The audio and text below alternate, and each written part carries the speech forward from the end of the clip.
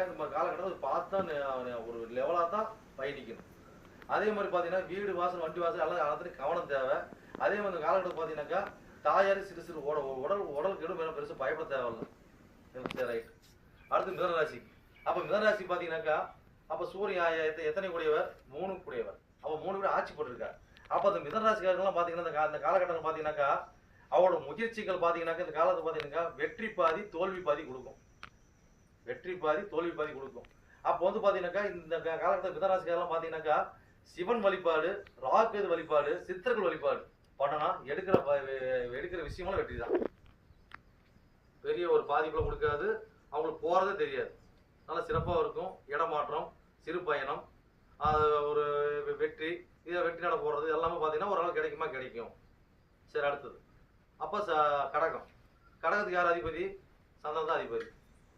அப்போ சந்திரனுக்கு எத்தனை? 2ஆம் வீடு.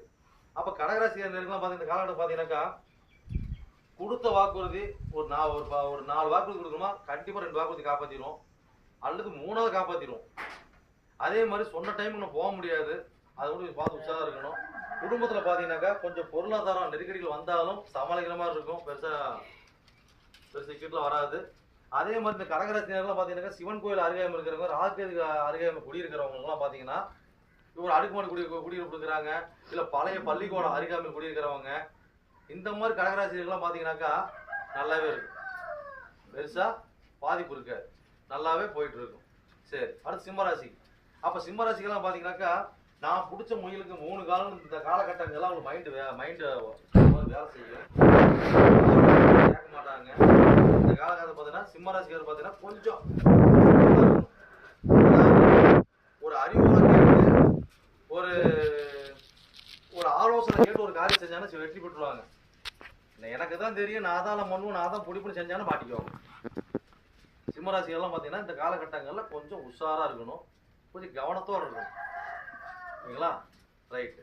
அடுத்தது பார்த்தீங்கன்னாக்கா கன்னிராசி. அப்போ கன்னிராசிக்கு வந்து பார்த்தீங்கன்னாக்கா அவர் வந்து 12 கோடினா வராது.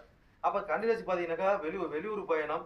இப்போ வந்து பார்த்தீங்கன்னா ஒரு அரசாங்க வேலையில் இருக்கிறோம், அதாவது அரசியல் தொடர்பில் இருக்கிறோம், இவங்களாம் பார்த்தீங்கன்னாக்கா வெளியூர் பயணம் அதிகம் போயிட்டு வரவங்களா இருப்பாங்க. இப்போ சிவனடியாக தான் இருக்கிறோம், வெளியூர் பயணம் அதிகம் போயிட்டு வர மாதிரி இருக்கும். அதே மாதிரி பார்த்தீங்கன்னாக்கா ஒரு வாத்தியார் டிபார்ட்மெண்ட் இருக்கிற வாத்தியார் தொடர்பில் இருக்கிறவங்க, ஒரு ஹெட் மாஸ்டர், ஹெச்ஓ, இந்த மாதிரி இருக்கிறவங்களாம் பார்த்தீங்கன்னாக்கா அடுத்தது ப்ரொமோஷன் கிடைக்கும். அந்த மாதிரி இருக்கிறவங்களாம் ப்ரொமோஷன் கிடைக்கும். அப்போ இந்த மாதிரி காலகட்டங்களில் அப்போ ஊர் விட்டு ஊர், இடம் விட்டு இடம், இந்த மாதிரி போகிறது வரதெல்லாம் பார்த்தீங்கன்னாக்கா இந்த நாள் தடங்களானது கூட இந்த காலகட்டங்கள்லாம் தடங்கள் நீக்கலாகி போயிட்டு வருவோம்.